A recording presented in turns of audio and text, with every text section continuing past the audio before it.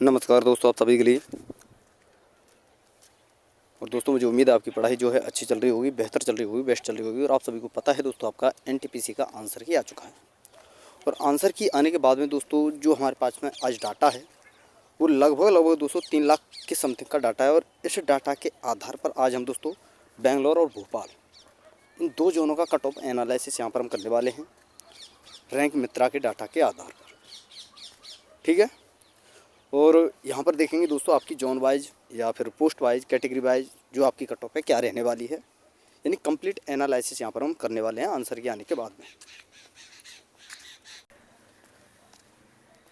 और इससे पहले दोस्तों, मैं आपके लिए अहमदाबाद और अजमेर जोन का कट ऑफ आपके लिए बता चुका हूँ। ठीक है। तो जो स्टूडेंट अहमदाबाद और अजमेर जोन से जिन्होंने अप्लाई किया है, उनको शंका है कि उनके जो मार्क बन रहे हैं उन मार्कों पर उनका सिलेक्शन नहीं हो सकता। तो वहाँ पर जाकर के आप वो वीडियो देख सकते हैं। अगर आपका उतना मार्क बन रहा है या उस जो मार्क मैंने वहाँ पर बताया उससे 1-2 नंबर कम भी बन रहा है, तो आप ये ना सोचें कि आपका सिलेक्शन नहीं होगा, बिल्कुल होगा। क्योंकि दोस्तों, जो सिलेक्शन ऐसा नहीं है कि जो ये डाटा है इसी के आधार पर वेरी करेगा, नहीं। क्योंकि दोस्तों, सबसे इम्पोर्टेंट है नॉर्मलाइजेशन, और नॉर्मलाइजेशन ही सबसे बड़ा खेला करता है। और आपको पता है दोस्तों, एनटीपीसी में जो आपका कट ऑफ बनेगा वो पोस्ट वाइज बनेगा। किसी पोस्ट के लिए कम जाएगा तो किसी पोस्ट के लिए थोड़ा सा हाई कट ऑफ जाएगा। ठीक है। तो पोस्ट वाइज आपका कट ऑफ बनेगा। तो जिन्होंने अजमेर और अहमदाबाद जोन वाले जितने भी स्टूडेंट हैं, जिन्होंने वो वीडियो नहीं देखी, वो आप जा करके देख सकते हैं। आज हम बात करेंगे दोस्तों बेंगलोर जोन की और भोपाल जोन की। तो चलिए दोस्तों, करते हैं वीडियो को स्टार्ट। और जिन स्टूडेंट ने अभी तक चैनल को सब्सक्राइब नहीं किया, उनसे मेरा रिक्वेस्ट है कि चैनल को सब्सक्राइब करके साथ में ऑल वाला बेल आइकन जरूर दबा लें दोस्तों, ताकि मेरी आने वाली हर वीडियो का नोटिफिकेशन सबसे पहले दोस्तों आपके पास पहुंच सके। ठीक है दोस्तों। तो चलिए दोस्तों, करते हैं वीडियो को स्टार्ट। और उससे पहले दोस्तों, आपको डाटा जानना होगा कि आपके पास में क्या डाटा है और किस कैटेगरी में कितना स्टूडेंट लिया जाना है। क्योंकि दोस्तों, आपको पता है वैकेंसी का 15 गुना स्टूडेंट CBT 2 के लिए लिया जाना है। और 15 गुना आपकी कैटेगरी में कितना स्टूडेंट है और उसका कितना 15 गुना बनता है, वो भी यहाँ पर हम देखने वाले हैं, जोन वाइज भी और ओवरऑल भी। तो पहले मैं आपके लिए ओवरऑल बता देता हूँ। तो देखिए, आपके सामने जो वैकेंसी आती है ग्रेजुएट लेवल का, वो थी आपकी दोस्तों,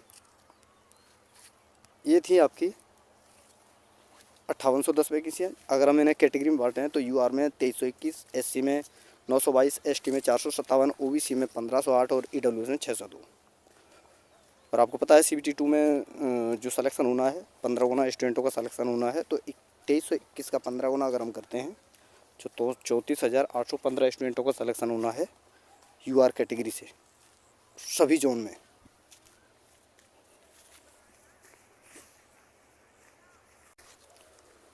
और यहीं अगर हम बात करें दोस्तों SC कैटेगरी में, तो 922 का 15 गुना करते हैं तो 13,830 स्टूडेंटों का सिलेक्शन होना है SC कैटेगरी से। ST में 457 का 15 गुना यानी 6,855 स्टूडेंटों का सिलेक्शन होना है CBT 2 के लिए। और OBC में 22,620 स्टूडेंटों का सिलेक्शन होना है CBT 2 के लिए। और EWS में 9,030 स्टूडेंटों का सिलेक्शन होना है CBT 2 के लिए। अगर हम इन्हीं स्टूडेंटों को और इन्हीं वैकेंसी को अगर कैटेगरी वाइज बांटते हैं तो दोस्तों बहुत कम, किसी जोन में आपको वैकेंसी नहीं मिलेगी, देखने को भी नहीं मिलेगी किसी कैटेगरी में, किसी जोन में। वो कहीं कहीं पर अच्छी खासी वैकेंसी आपको देखने को मिलेंगी। वो पोस्ट वाइज और डिवाइड करते हैं तो थोड़ा सा किसी पोस्ट पर वैकेंसी नहीं होगी, किसी पर होगी, किसी कैटेगरी किसी पोस्ट पर वैकेंसी होगी, किसी पोस्ट की किसी कैटेगरी की किसी पोस्ट पर वैकेंसी होगी, वो कहीं पर भी नहीं हो भी सकती है। तो कुछ भी हो सकता है। तो अभी मैं आपके लिए, चलिए दोस्तों, आगे हम जो है कैटेगरी वाइज भी देखेंगे। और देखिए दोस्तों, आपको पता होना चाहिए कि 58,41,421 टोटल फॉर्म फिलअप हुआ था। और डाटा कितना है, मात्र अभी 3 लाख का डाटा है। तो देखिए दोस्तों, एक चीज़ आपको याद रखनी है, जो भी मैं आपके लिए कट ऑफ बताऊँ, इससे 2 नंबर आप प्लस ही करके चलना। क्योंकि दोस्तों, डाटा 3 लाख है, जबकि टोटल फॉर्म फिलअप हुआ था 58 लाख का। तो डाटा जैसे बढ़ेगा तो कट ऑफ पर बहुत ज़्यादा प्रभाव यहाँ पर देखने को मिलेगा, लगभग 1-2 नंबर तक इंक्रीज हो सकता है। यानी जो मैं आपके लिए कट ऑफ बताऊँगा उससे 2 नंबर प्लस ही मान कर चलिए, जबकि पोस्ट वाइज थोड़ा सा कम ज़्यादा हो सकता है। ठीक है। तो ये चीज़ आपको याद रखनी है। तो चलिए दोस्तों, अब जोन वाइज हम सारी चीज़ें देखते हैं और कट ऑफ भी देखेंगे। तो उससे पहले देखिए दोस्तों, एक डाटा मैं आपके लिए दिखा देता हूँ।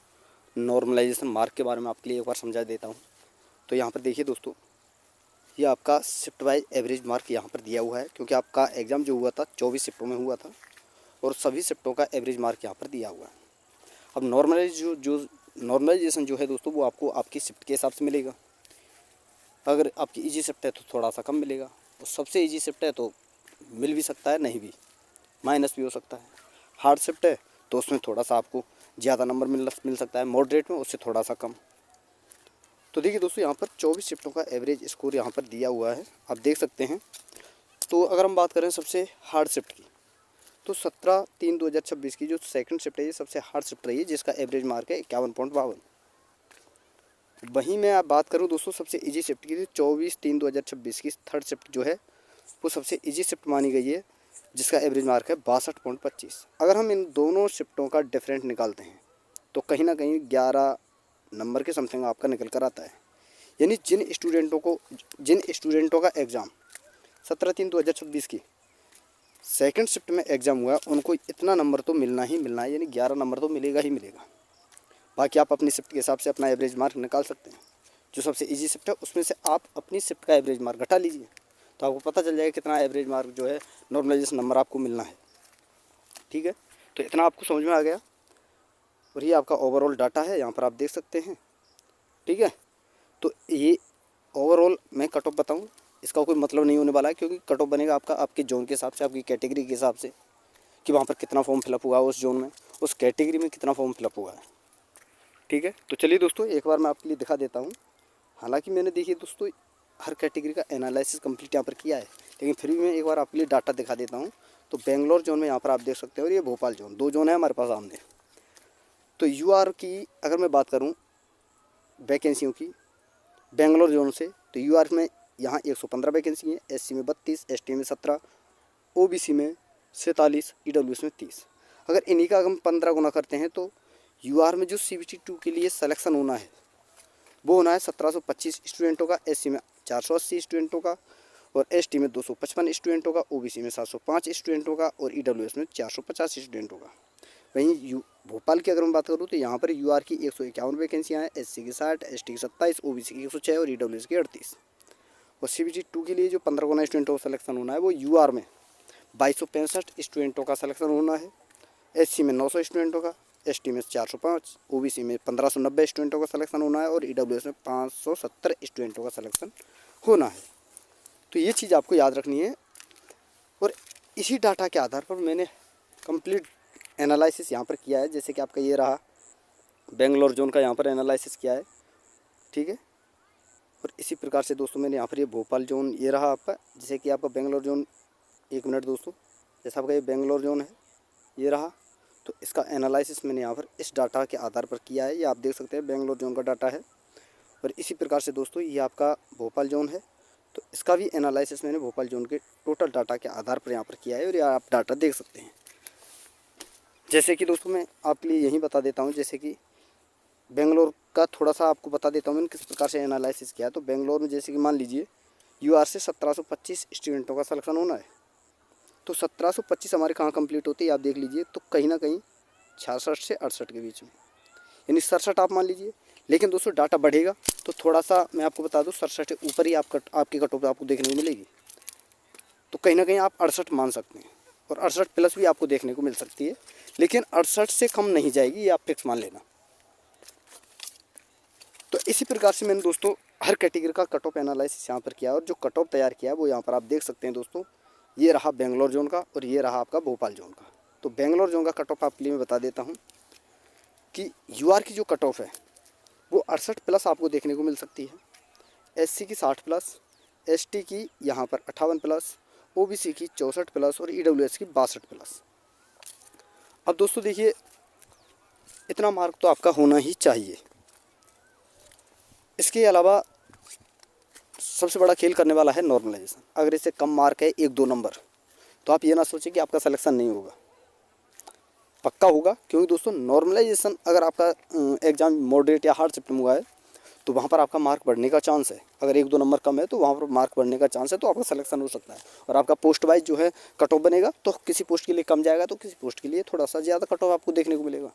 तो नॉर्मलाइजेशन 1-2 नंबर कम है तो आप ये ना सोचें, आप अपनी CVT 2 की तैयारी करते रहें और ये ना सोचें कि आपका सिलेक्शन नहीं होगा, पक्का होगा।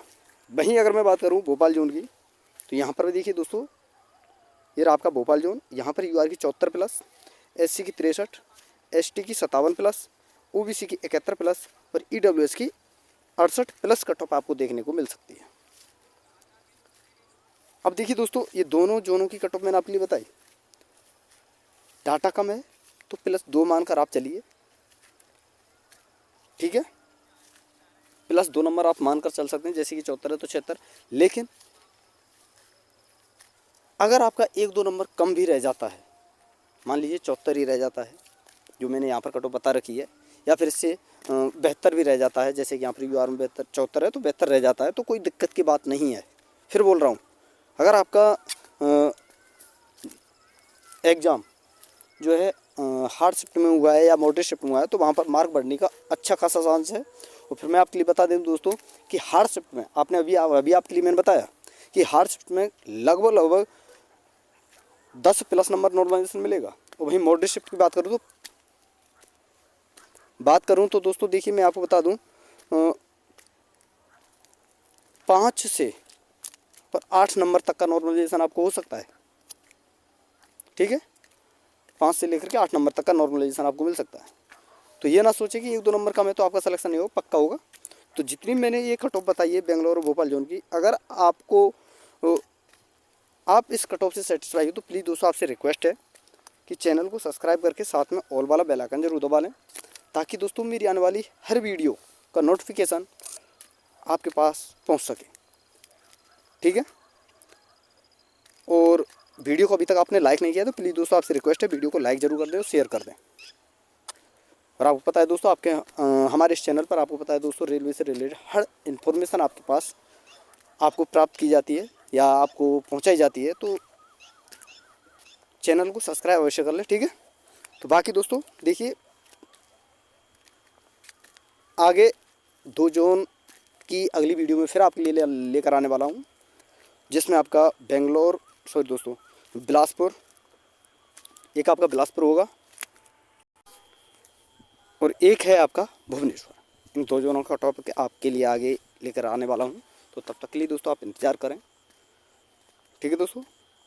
तो चलिए दोस्तों, थैंक यू, धन्यवाद। फिर मिलते हैं अगली वीडियो के साथ। बाकी आपको वीडियो अच्छी लगी तो वीडियो को लाइक ज़रूर कर दें और शेयर कर दें।